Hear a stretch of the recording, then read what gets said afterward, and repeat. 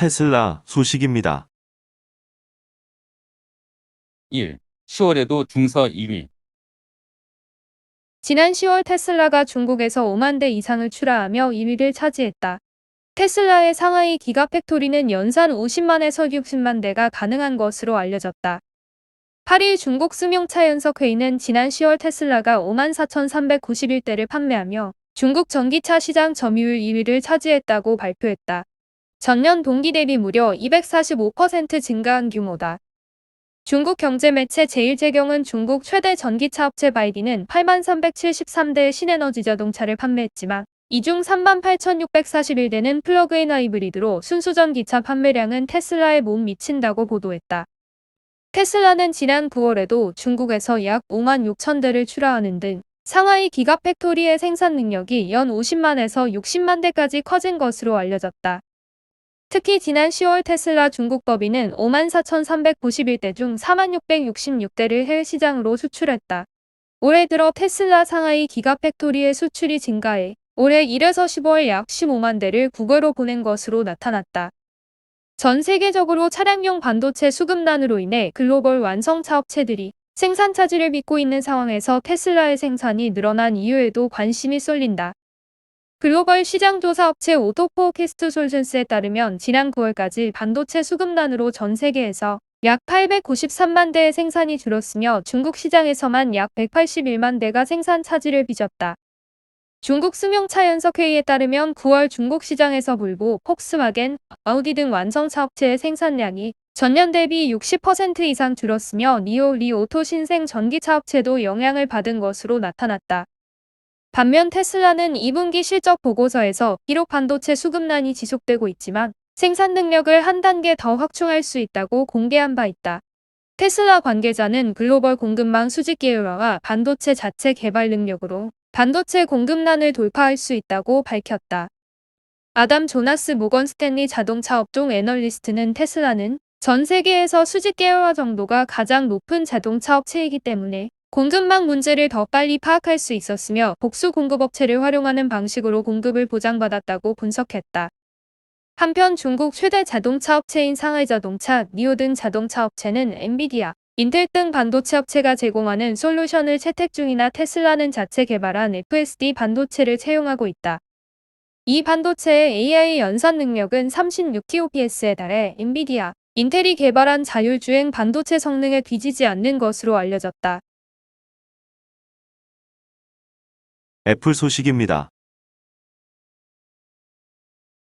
1. 한국 상륙 애플 TV 플러스.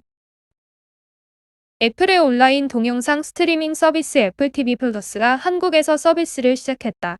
지금 시점에선 넷플릭스 등 선발주자와 비교해 콘텐츠 수는 적지만 웨이브, 왓챠 등 다른 OTT에서 제공하는 콘텐츠를 함께 노출시키는 전략을 택했다.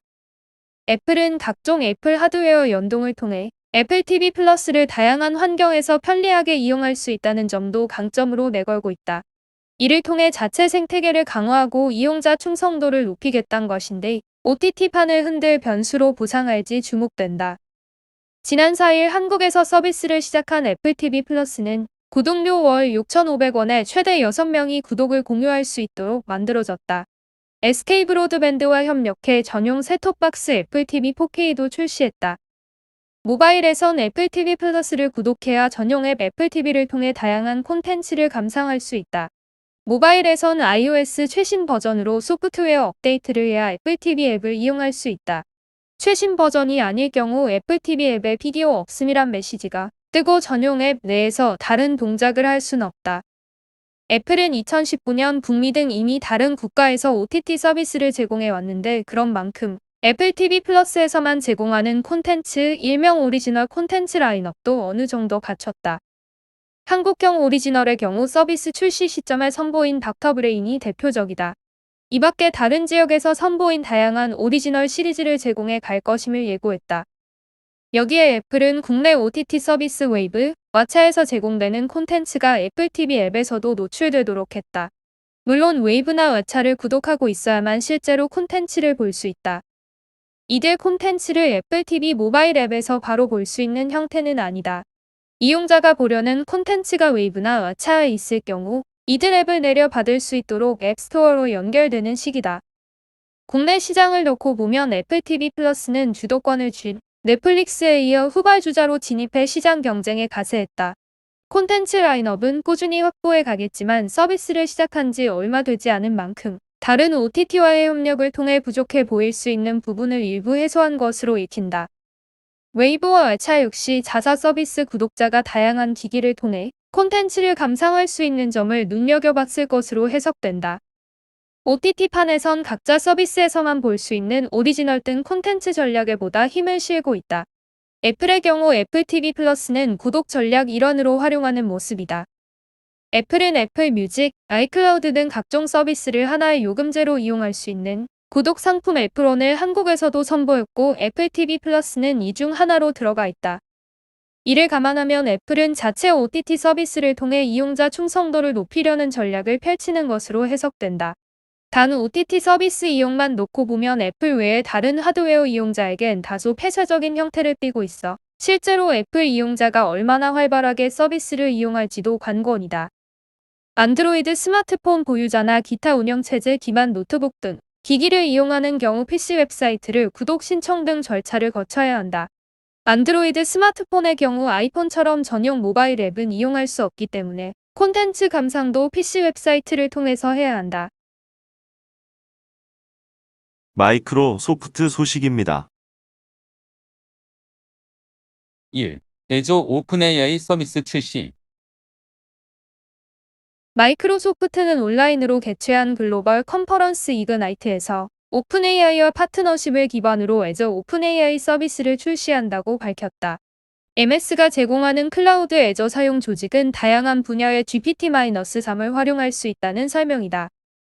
MS는 이그나이트 컨퍼런스에서 애저 오픈AI 서비스를 애플리케이션 프로그래밍 인터페이스로 제공한다고 밝혔다. 애저 사용 조직은 고객 서비스 로그상의 공통된 불만 사항을 요약하는 것부터 개발자 코드 작성, 게시글에 필요한 콘텐츠 생성에까지 GPT-3 활용이 가능하다고 설명했다. MS는 애저 오픈AI 서비스 활용 사례로 스포츠 중계 TV 영상의 경기 해설 콘텐츠 생성 자동화 서비스를 소개했다.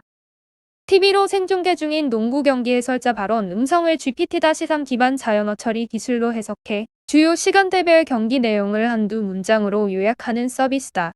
스포츠 팬을 우한 블로그 콘텐츠 작성용 글감 제공 서비스로 활용 가능하다.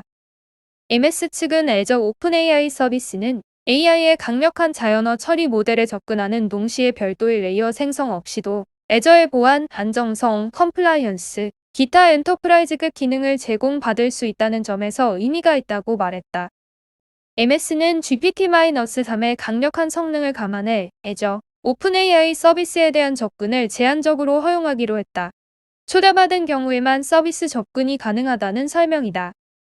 MS 측은 자연어 모델의 출력이 고객사 비즈니스에 적합한지 등을 확인하는 신규 도구를 제공할 예정이라며 MS 측은 해당 모델이 의도한 목적에 맞게 올바로 사용되고 있는지 등도 모니터링할 것이라고 밝혔다. MS는 이번 행사에서 GPT-3 서비스 외에도 메타버스 AI 초연결 기술 기반 다양한 서비스를 공개했다.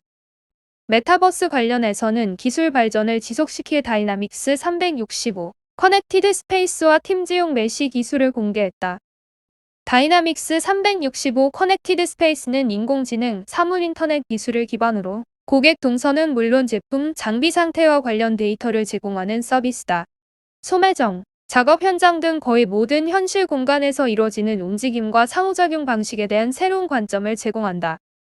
해당 서비스를 통해 고객은 실시간 인사이트를 도출할 수 있다.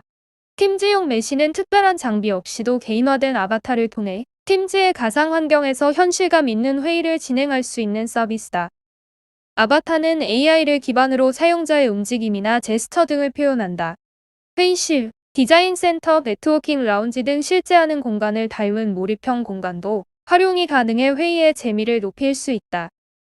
사티아 나델라 MS 최고 경영자는 앞으로 모든 업무 프로세스는 데이터와 AI를 통한 협업이 중요해질 것이라며 디지털 세계와 물리적 세계 연결이 핵심이 될 것이라고 말했다. 아마존 소식입니다. 1. 내년 첫 인터넷용 위성 발사. CNBC에 따르면 아마존은 지난 1일 자회사인 카이퍼 시스템이 내년 4분기 우주 인터넷 서비스를 제공할 2대의 프로토타입 위성을 발사할 계획이라고 밝혔다. 아마존은 미 연방통신위원회에 위성 발사 및 운영 신청서를 냈다. 위성의 이름은 카이퍼세트1과 카이퍼세트2로 로켓 발사 스타트업 ABS 스페이스 시스템의 RS-1 로켓에 실려 미 플로리다의 케이프 캐너럴 우주기지에서 발사될 예정이다. 이 인터넷용 위성 발사는 고도 590에서 630km의 지구 저궤도를 공전하며 지상의 고속 광대역 인터넷 서비스를 제공하는 3236대의 위성을 쏘아 올리겠다는 프로젝트 카이퍼 사업에 따른 것이다. 이를 통해 고속 인터넷 통신이 없거나 어디 지역에도 인터넷을 제공할 수 있을 것으로 기대하고 있다. FCC는 아마존에 2026년 중반까지 전체 위성 중 절반을 발사하라는 시한을 준 가운데 아마존 측은 위성 578개가 궤도에 올라가면 초기 서비스를 시작한다는 계획이다. 아마존은 위성 인터넷 사업에 100억 달러를 투자할 계획이다. 한편 일론 머스크의 스페이스X는 지난 2019년 자체 위성 인터넷망 스타링크를 구축할 위성 60기를 우주로 쏘아 올린 것을 시작으로 지금까지 약 2,000개의 위성을 발사했다. 쿠팡 소식입니다. 1. 쿠팡 플레이 두 달 새 사용자 100만 명.